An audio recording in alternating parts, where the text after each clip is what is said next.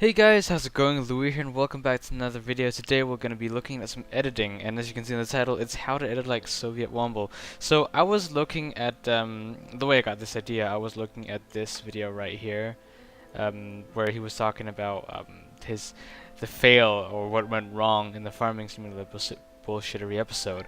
And I was looking down and I saw a comment which said, "Dude, an edit tutorial would be amazing." And I like to edit videos. I'm not very big at all, but I like to like experiment with editing videos and stuff like that. So, and I've kind of tried to adopt Womble's style a bit. But now when he demonstrated this, I got a kind of a bigger clue as to how he does it, and I've already made I'm working on a video for a H1Z1 Womble style, and I thought I wanted to do the thing where the text tracks people's head.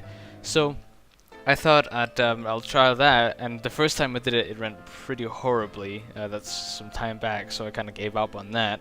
But now when I saw that video, I got enlightened to try again with the arrows thing, and it turned out like this.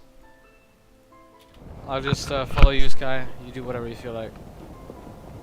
Dude, what? Don't let me be in control, fuck. Right, there are people spawning over there, so we should probably just I'll go that way. I guess we're here, so may as well just... Okay, I guess. Oh shit, come on! Where'd you land? On the fucking... on this big fucking thing! I took loads of damage for it. I landed up here. Look.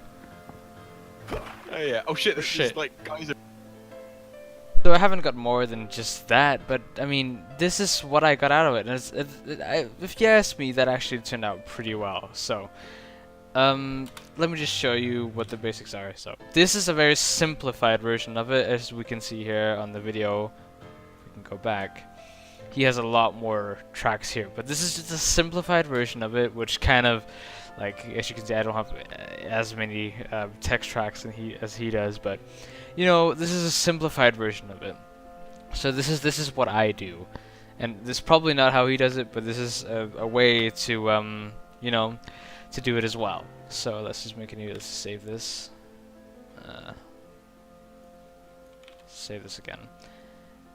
And I have a secondary monitor, so I can move the arrows more precisely. So that's why that's there. And this is so small. Okay, so let's just make a new project. I don't have a preset for it apparently, but I think we're good like this. And let's just get some footage. Okay, so let's just get some footage that follows my character in H1Z1. That should be pretty simple. I just accidentally just clicked that. It changed the frame rate. Okay, so here's how it works. Okay, maybe I shouldn't be in first person. Let's just skip to where I'm in third person. Okay, so my example here would be, let's just track my head and put some text above it for this example here. So first you wanna get the arrow that I don't know which arrow Womble uses, but I use the character map, which is on your computer. It's called character map. And you would just want to go all the way down here. You want to kind of scroll up a bit, and here you'll find these arrows, and I like to use these for my thing. So you click on it, you click select, and you click copy. Oh shit, sorry. You click on it, yeah, you get it. Then you want to go in media generators and create a simple text. You can also kind of organize it, so we can say arrows, video, and then audio. We should delete the audio, but because we don't use it, but that doesn't really matter. So here we have the sample text. We'll just paste that in there. And now we have an arrow. So you can make it bigger if you want to. I'm not going to do that right now. We'll just make that a little bit bigger so you guys can see it as well.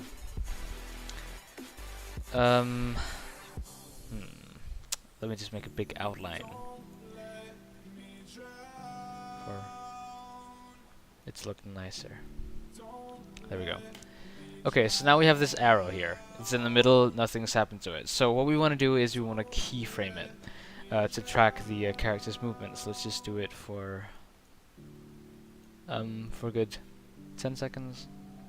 This is pretty good. So we want to track this character.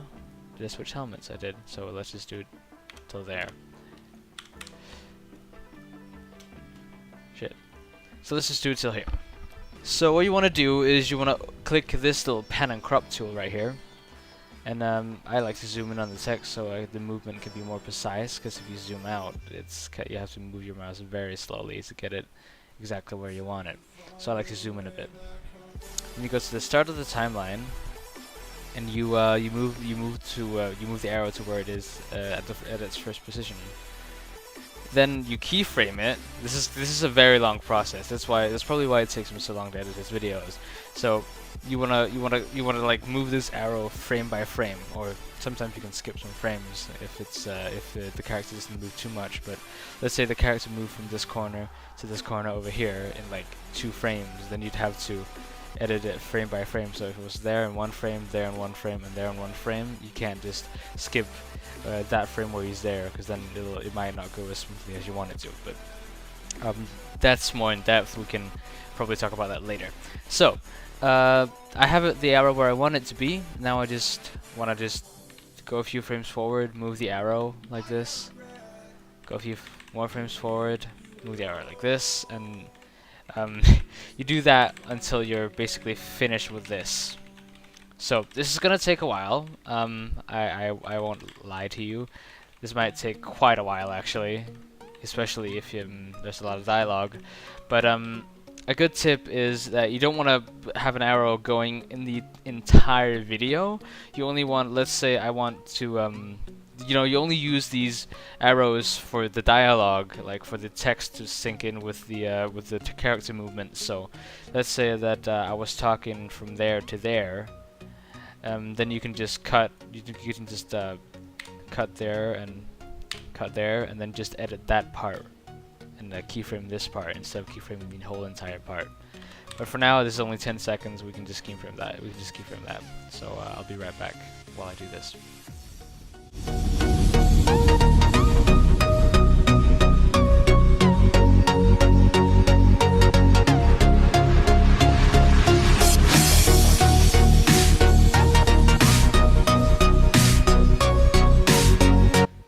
Just a quick tip while you're editing these things. So you want to, like, if you want the smoothest effect and kind of the coolest look, you want to move the arrow to the smallest character movement. As you can see here, the character barely like moves out from the spot, but you can see I even edited in when his head moves a little bit down, and that just gives this very, very cool effect to it.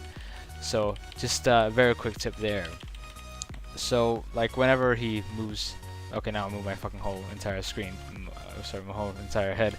But whenever you guys move your head just a slight bit, you want to edit that in, because that just makes it look so much cooler.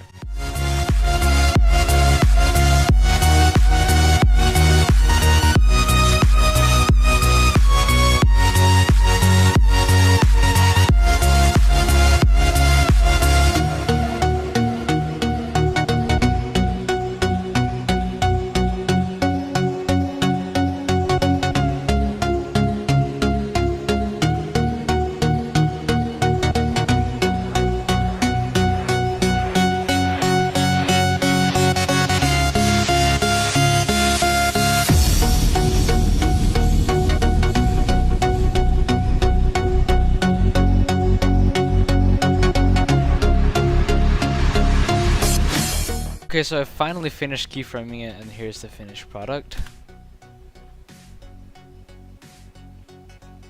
I didn't do it very extremely precise. I kind of just went through it as I skipped like 5 frames or something like that. And sometimes when he moved downwards, I moved the arrow with him.